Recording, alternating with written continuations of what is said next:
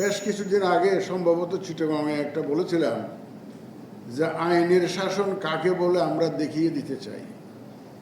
আইনের শাসন কাকে বলে আমরা দেখিয়ে দিতে চাই, এই কথাটা বলেছিলাম একদম ডেলিবারেটলি। কারণ আমাদের উপরে সামষ্টিকভাবে একটা ব্লেম করা হচ্ছে, সবাইকে ব্লেম করা হচ্ছে যে we have absolutely failed in our responsibility, particularly in delivering A free fair and credible election.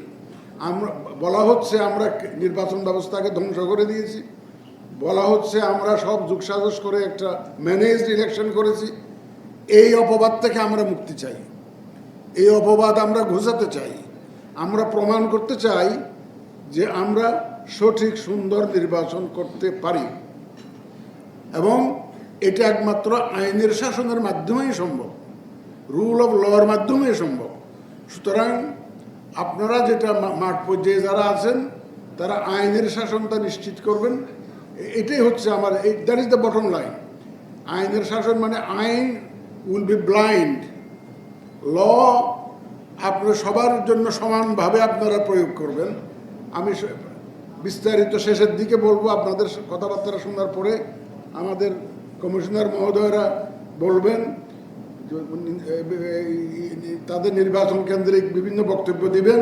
দেওয়ার পরে শেষের দিকে ইন মাই কনক্লুডিং স্পিচ হয়তো আপনাদেরকে কিছু দিক নির্দেশনা দিব। এখন আপাতত আমি আর শুধুমাত্র আপনাদেরকে স্বাগত জানানোর জন্যই আমি দাঁড়িয়েছি। এবং আমি বলতে গেলে সারা বাংলাদেশের প্রশাসন যেভাবে যাদের উপর দাঁড়িয়ে আছে, সারা বাংলাদেশ এখানে উপস্থিত আছে। আপনারা বুক ফুলিয়ে যখন আমাকে সাহস দেবেন, আমি সাহসী হব। Your commitment will embolden me. আপনার প্রতিটা কাজ আমাকে সাহসী করে তুলবে। আমি এই ওয়াদা করতে পারি, আপনারা যখনই সাহসী পদক্ষেপ নেবেন, আইনের প্রতিষ্ঠার চেষ্টা করবেন, বিধিবিধানের আলোকে কাজ করবেন, ইনশাল্লাহ election commission will be beside you. এটা এই এসুরেন্স আমি আপনাদেরকে দিচ্ছি।